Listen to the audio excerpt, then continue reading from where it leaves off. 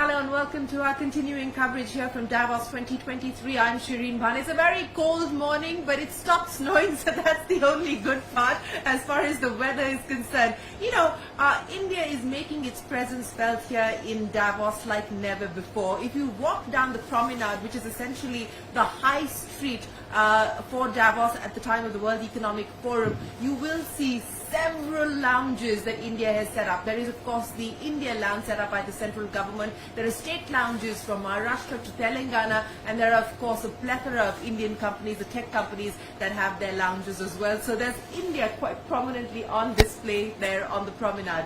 Well, what you won't see is either the Delhi government or the Punjab government's lounges, but what you will see is India's youngest Rajya Sabha MP Raghav Chadha, who also happens to be a young global leader here at the World Economic Forum. He joins us now. Raghav, good to have you back here in Davos. It's a pleasure to speak with you. As I was saying, India prominently on display here in Davos this year. Absolutely, and I think that is the diversity dividend of India, where you have several states participating, having multiple chalets. I think we're the only country that has so many chalets on the promenade, and a healthy competition among states competing in a healthy way for investment, seeking investment for their respective states, and with the overall objective of strengthening India. So I think India is making its presence felt at Davos 2023 at the 53rd annual general meeting of the Davos. Yes, and Delhi and Punjab, as you mentioned, they may not have a chalet yet at the promenade. Well, I am in the capacity of a young global leader as a YGL. Participating in the 53rd AGM, and on the sidelines I'm also trying to catch up with several industrialists from across the globe and essentially see if they're interested for investment purposes back home in Delhi and Punjab, and a conversation around what we can offer, what sort of red carpet can we roll for them if they were to invest in our states. You know, you talked about this healthy competition, this competitive federalism in India, and you also talked about rolling out the red carpet for both domestic as well as global investors. What is going to be the pitch that the governments, both of Delhi and Punjab, are going to make to investors at this point in time to draw in fresh investment, particularly Punjab? Well, speaking of Punjab, which is the food bowl of India, which is the land of green revolution, which has the most enterprising set of individuals in the country, is a state that has several things to offer when it comes to investments. From a very strong logistical backbone, where Punjab has been rated as the safest logistical, chain that Punjab has as far as the Indian ratings are concerned, with ICDs, with multimodal logistics parks, etc. Apart from that, we are giving statutory backing to ease of doing business with legislations, with the Punjab Anti-Red Tape Act, with the Punjab Right to Business Act, one-of-a-kind act in the country. And apart from that, Punjab has the highest internet density in the country, low cost of power. Government is incentivizing investment like never before, whether it's access to subsidized land, whether it's giving the YGF, the VGF, that is the viability gap funding, relaxation in the fixed capital investments, GST incentives, waiver of stamp duty, so on and so forth. And it's a liberal market with no stringent labor laws. So I think all in all, Punjab is a package that a lot of investors would certainly be open to considering. And it's not that there hasn't been investment in Punjab previously. I remember even in the dark days of 80s, when Punjab was unfortunately going through the worst period ever of insurgency, militancy, and so on and so forth. In the year 1989, you would be surprised to know, PepsiCo started its first potato chips company in Sangrur, which is its biggest plant. In fact, they're up their investment further in the decades to follow. And not just that, Punjab has the world's biggest tractor manufacturing company in Hoshiarpur. We have the biggest cycle manufacturers in Ludhiana. So I think there is an environment of investment that we're here to project. And above all, I think a government that means business, a government that has zero tolerance towards corruption is what is required. Hand-holding by a government that does not have vested interest in business, that doesn't want kickbacks from the industry. That's the kind of governments that people and industry are looking forward to working with closely, and I think that's what Punjab has to offer. You know, hand-holding is of course something that industry would appreciate. Ease of doing business is something that industry would appreciate. But fiscal space, Raghav, you're a chartered accountant, you would know this better than anybody else. To provide subsidies that you cannot afford at this point in time, given the constraints that you face on the fiscal side, how do you address that challenge? And isn't there a limit to how much the government can do by way of subsidies, etc., given the constraints, the fiscal constraints? Well, there is no doubt that we have inherited, a state that is going through several fiscal challenges. We have an outstanding debt of roughly 3.5 lakh crores. And that is what we have inherited. These are legacy issues that we're dealing with. I can tell you, without getting into the nitty-gritties, because formal announcements will follow, that we are restructuring our debt like any corporate would do to bring down the fixed payment of interest and capital. We are augmenting revenue. You'll be surprised to know that our excise revenue and GST collections for the state of Punjab in this financial year have increased by leaps and bounds like never before. Unprecedented increase, because we've given an honest government, because the taxpayer today feels that if we pay the money, the government will spend it for our betterment, and they're depositing, there's more compliance. And apart from that, wasteful expenditure, Shireen, has been something that Punjab has been plagued with. We are really cracking down on wasteful expenditure. I'll give you a small example. In Punjab, there were several crore ghost employees that were getting pension. We did the whole exercise, removed those ghost employees, and you'll be surprised to know we are now saving 162 crore rupees per annum. That's a small figure. Secondly, there was something called as the one MLA multiple pension scheme that was going on in Punjab, where if you are a 5-time MLA and you don't win the 6th time, you will get pension for 5 different terms, not one term. This is the height of wasteful expenditure. We withdrew that, we brought one MLA, one pension, and we are saving a few hundred crores in that. So therefore, a decisive crackdown on wasteful expenditure, and above all, as you and I both know, Punjab has been a state that has been plagued with corruption. Huge corruption, and a corruption that was engineered, and the beneficiaries of the corruption were at the highest echelons of power in the state. Corruption-free environment is what the industry needs today, and that is what we're offering. So I think, all in all, you will see, as far as the debt of Punjab is concerned, the fiscal health of Punjab is concerned, that it will improve. And above all, let me just permit me to say this, that debt also is something that needs to be qualified or classified into good debt and bad debt. It really depends on where you spend this debt. Yeah. If you're spending this debt in fixed capital formation, in bringing in infrastructure, in investing in human capital, it's good debt. And if you are spending that money in foreign junkets and so on and so forth, then that is wasteful expenditure and that is bad debt.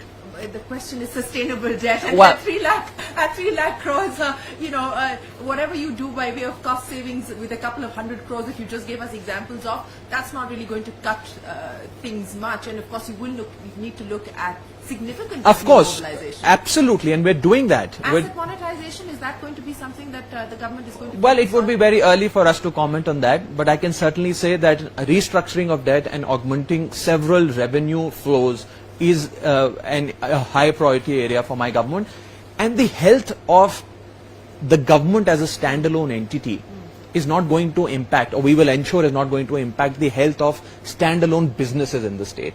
We are going to give the red carpet treatment to them, and it'll only benefit the state in higher tax collections, in higher GST, in higher excise collections, so on and so forth. And of course, there are challenges that I think not just Punjab, every state in this country is feeling today. For example, the GST compensation that states used to get is over. Every state in this country, as you know, gets share in central taxes. As per the Finance Commission, I think it's about 41%.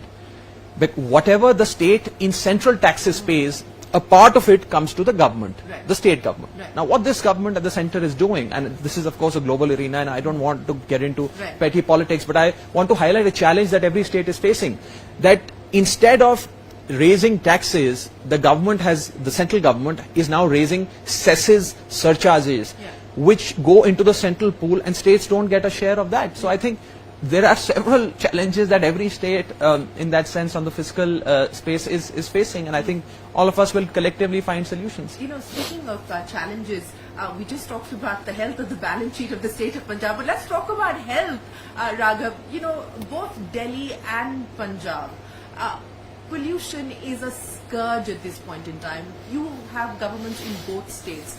The hope and the expectation was that there would have been much more forward momentum in being trying to be able to address these issues. Stubble burning, I mean, you know, here we're talking about innovation, we're talking about breakthrough technologies. Is there likely to be something that the government is going to do in order to incentivize farmers from stubble burning in trying to get technology, which is accessible, by the way, to farms in Punjab? Look, first of all, we take full responsibility for the stubble burning that happens in our state of Punjab. Stubble burning is a North India issue. Stubble burning happens across the North Indian belt, but we are the administration in Punjab and we take full responsibility for it. We formed government early in the year 2022. The stubble burning season arrived in October. We had very little time. We were grappling with issues in terms of law and order, fiscal health, so on and so forth. So therefore, stubble burning is something that we're working on now, and we will certainly come up with a silver bullet solution and solve this problem vis-a-vis Punjab. Okay. Crop diversification is one of them, which the government is very serious about. We want to get out of this paddy wheat cycle and move to different crops, which will actually benefit the farmer in terms of its profits. Apart from that, so you in conversation with private sector companies? How do you intend to do so that? I don't, you know, you said something very interesting that you have to incentivize the farmer. You have to incentivize the farmer.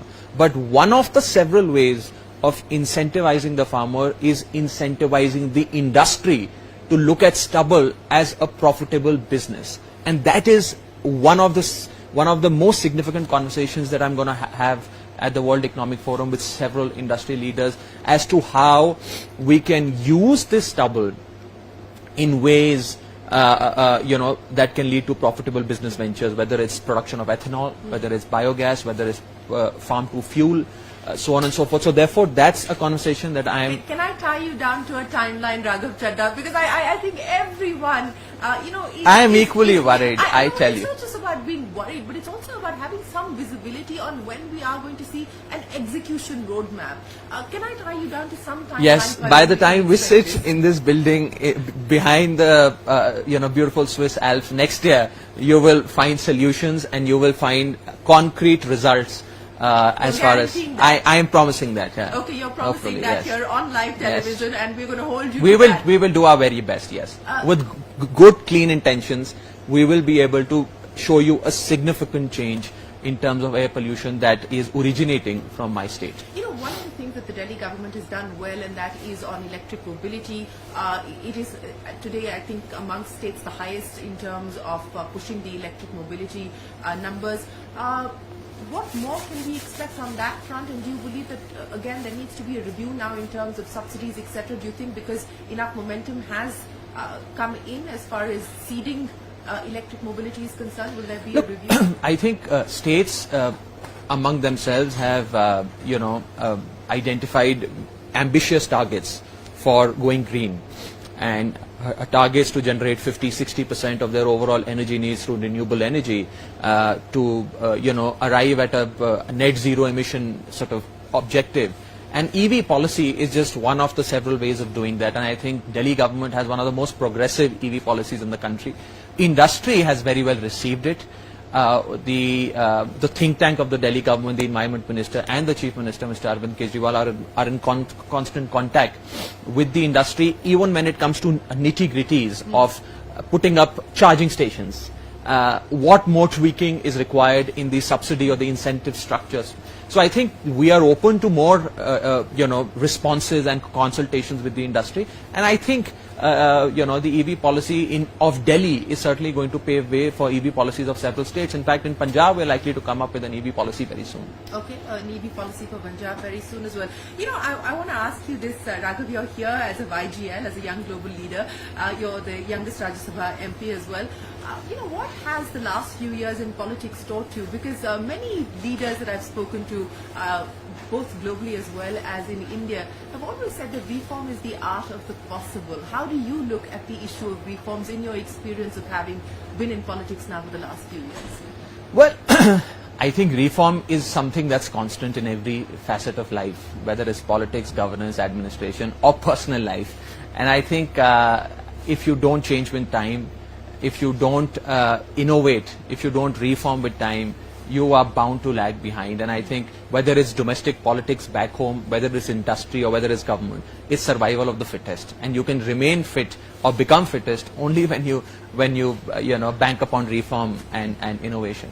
So what is going to be the reform and the innovation mantra for the Aam Aadmi Party? Last time when we were here, you said that it is an example of one of the fastest growing startups. That's true. I'm glad you remember it, and that's a fact that Aam Aadmi Party is the fastest growing political startup, perhaps in the subcontinent. And in less than 1 decade of our existence, we had governments in 2 states, Delhi and Punjab. We had members of parliament, MLAs in 4 states. So I think Aam Aadmi Party has come a long way, and we're a national party now. So hopefully the year 2023, with more state elections, and 2024, the Lok Sabha election, is going to be a good, bright year for the Aam Aadmi Party. And I think it's because Aam Aadmi Party is offering a model. If I don't know whether you've read the report that was published by the World Economic Forum in January, in this month, on the global risks. Yes, I have. The biggest risk that even the World Economic Forum has highlighted, that is a challenge for the entire world, is the cost of living, yes. the rising cost of living. Yeah. I think that risk and that challenge is something that is being addressed by perhaps only my party and our administrations in Delhi and Punjab.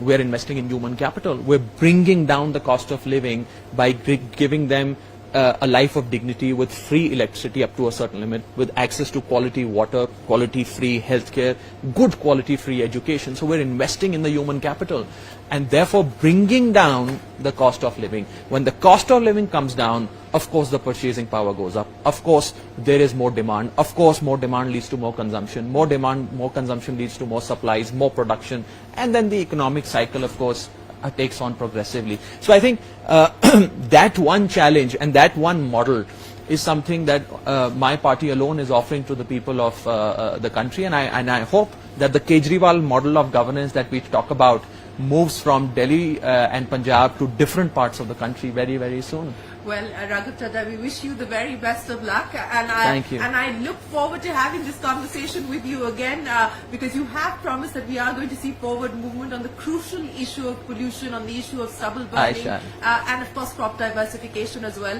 We look forward to hearing. If I survive this cold and go back home, so we're going to ensure that you survive this cold, just so that you can deliver on the promise. But thanks very much. Thank you. We wish you the very best. Always a pleasure speaking with you. All the best.